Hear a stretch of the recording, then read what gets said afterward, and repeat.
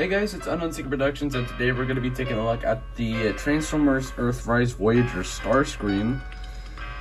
And before we get to the vehicle mode, yes, I do know I did say, in Scrapper's review, I accidentally said my next review would most likely be the Transformers Earthrise leader Starscream, not Voyager, which this guy is. The Voyager class figure, and gen mode wise, it is very, very good in my opinion. Also, this is my first ever Starscream figure, and it's based off the original, which I do quite like. So the top is pretty clean from the undercarriage, except the feet sticking out the back. Also, if you look inside of there, you can actually see a little bit of unpainted vent detail. I'm not sure if those are supposed to be the thrusters or anything. But yeah, the undercarriage is not too bad, especially for a Starscream figure. But yeah, you can pretty much see the entire chest under here, or pretty much the entire body with the legs folded up. And yeah, not much else to say. Oh, except yeah, VHS. The cockpit is also done in a transparent orange, or is it like amber? Hair, get out of here. Anyways, yeah. Otherwise, jet mode looks pretty good. Decepticon insignias on both wings. I'm also ever since I've seen reviews on Earthrise, Thundercracker, and Skywarp, I've been really looking forward to getting to those recolors. And yes, I do know, of course, they're recolors, but I don't really care. I'm really looking forward to Thundercracker, though.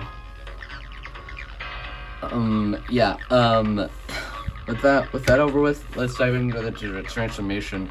My tongue stopped working. Let's get down to the transformation to robot mode.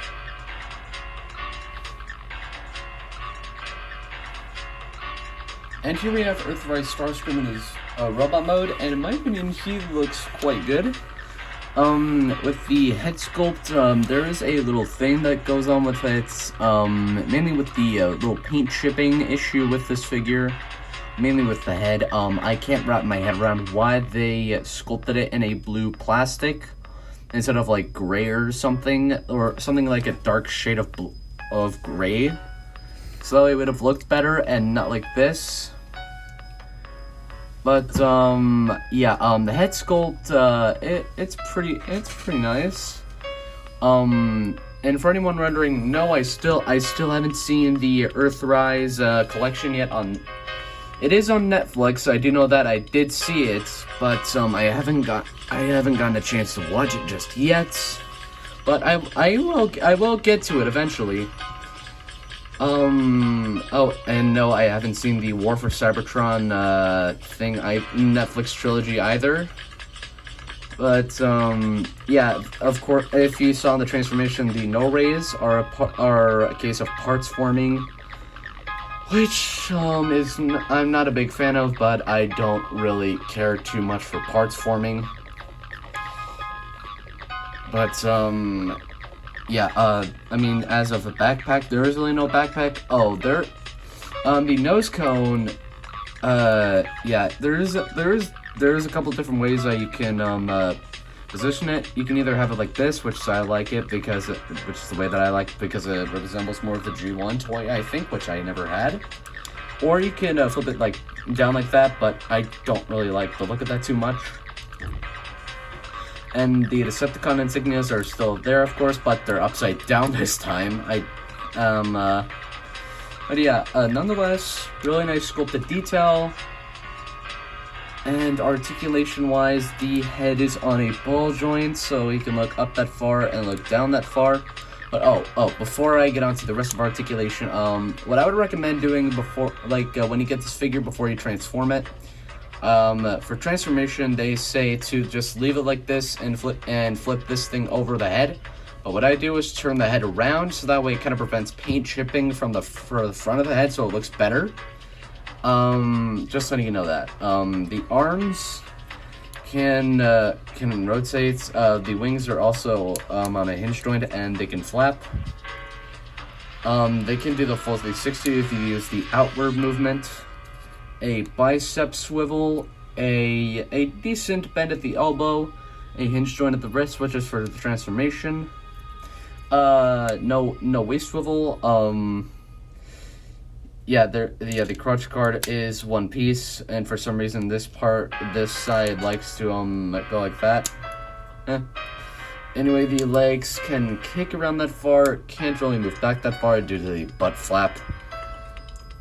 And they can, he can't do the full splits. Excuse me, yes, I tried both ways. You get a thigh swivel, a decent bend at the knee, but if you unpeg this, you can get a little bit of a better bend at the knee. A downward toe bend and like a bend at the heel, which is also which are both more for the transformation, and an ankle pivot, which I know MP11 does not have at all.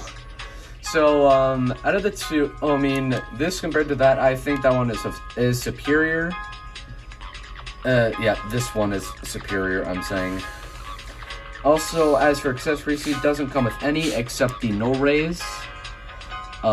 Which of course were the parts forming thing of this. But yeah, these were pretty much his only accessories, but he did come with a backdrop, which of course I'm not bringing down. Now on with the size comparisons. Here he is with Studio Series leader Shockwave. Here he is with the NECA Godzilla. And last but not least, here he is with MPM5 Barricade. So, there you have that.